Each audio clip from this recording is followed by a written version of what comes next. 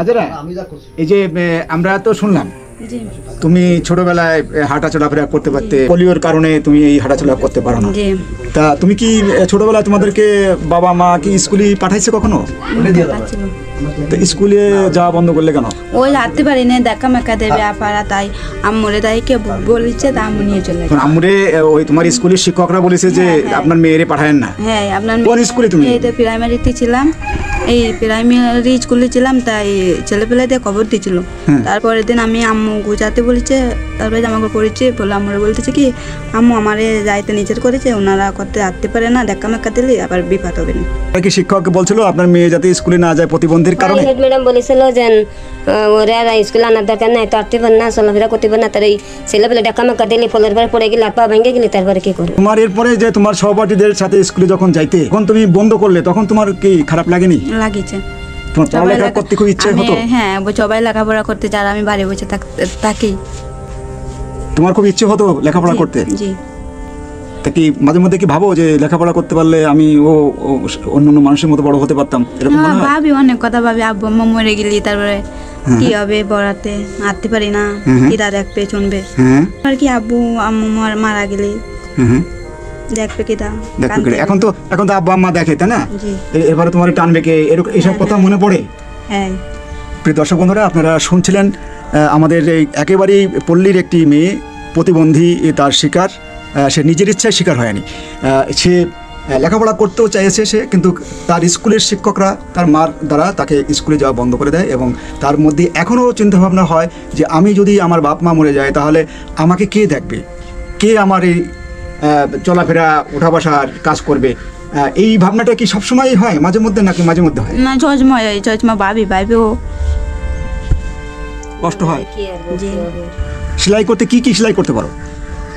পারি, অনেক ফুল দিয়ে পারি, আম্মুকে তো শিখছিলেন না?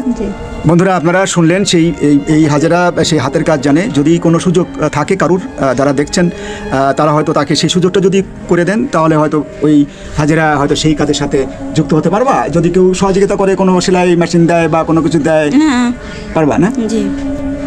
আপা, আপনি একটু বলেন তো আমাদেরকে যে আপনি যে এই মেয়েটাকে কত বছর ধরে এইভাবে লালন পালন করছেন? এই বললাম না 18-19 বছর ধরে। বয়স কত? 18 না, বেশি 22 হবে।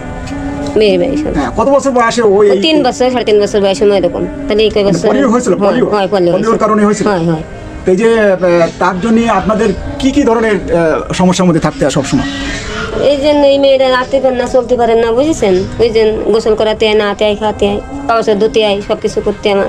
সরকারের পক্ষ থেকে কি কোনো কিছু আপনাদেরকে সহযোগিতা করে এই মেয়েকে? কোনো ওই যে বাতা এত কাল পাইছিল না, বুঝছেন? এতকাল কোনো মেম্বার চেয়ারম্যান দিয়েছিল না, তো আমাকে যে নাওড়িয়ায় বাসার মেম্বারে উনি এখন কাজ করে দিয়েছে, তাই আর ওই যে একটা হুইল চেয়ার পাইছিলাম উপজেলাতে দিয়েছিল।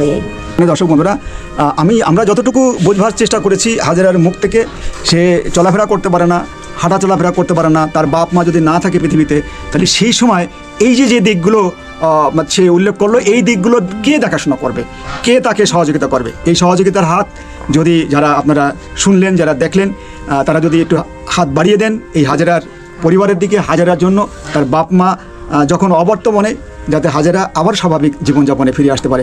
এমনটিও শুনলাম যে হাজেরার যদি উন্নত চিকিৎসা হয় তাহলে সে হয়তো আবার চলাফেরাও করতে পারে, এমনটিও আমরা সেই তথ্য জেনেছি। আমরা যদি কোনো হৃদয়বান ব্যক্তি থাকেন, যদি কোনো বিশেষজ্ঞ থাকেন, তাহলে আপনারা এই কাগজপত্রগুলো পরীক্ষা নিরীক্ষা করে আপনারা হয়তো তার সহযোগিতায় হাত বাড়াতে পারেন। আমরা আহ্বান করব এই হাজেরা যেন আবার স্বাভাবিক জীবনে ফিরে আসতে পারে প্রত্যাশা রেখে আমি আপনাদের কাছ থেকে বিদায় নিচ্ছি। ধন্যবাদ সকলকে। আমার মেয়েটার যদি আর্থিক অবস্থা চলতে ফিরতে হাঁটতে পারে, এটা সেলাই মেশিন দিলে তো নিজের ইনকাম নিজে করে খাতে পারে, চলতে ফিরতে পারে, আমি সেইটাই চাই আপনাদের কাছে। চিকিৎসা করলে ভালো হবে, আল্লাহ জানে, বুঝেছেন না? ডাক্তার জানে। ডাক্তার বলেছে যে মানে অপারেশন করলে ঠিক হয়ে যাবে, তাই বলেছে। আপনি বলতে চাচ্ছেন যে তার যদি আর্থিক সহযোগিতা পায়, অপারেশন যদি হয়, তাহলে সে পুনরায় হাঁটতে পারবে। দর্শক বন্ধুরা, আপনারা শুনছিলেন মেয়ে, বাপ এবং মার যে গল্পটি আপনারা শুনলেন।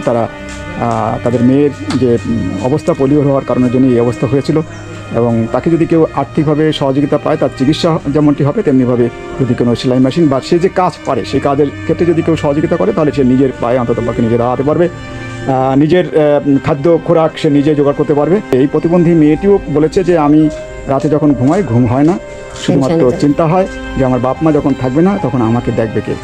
দর্শক বন্ধুরা, বিষয়টি আপনাদের সামনে তুলে ধরলাম।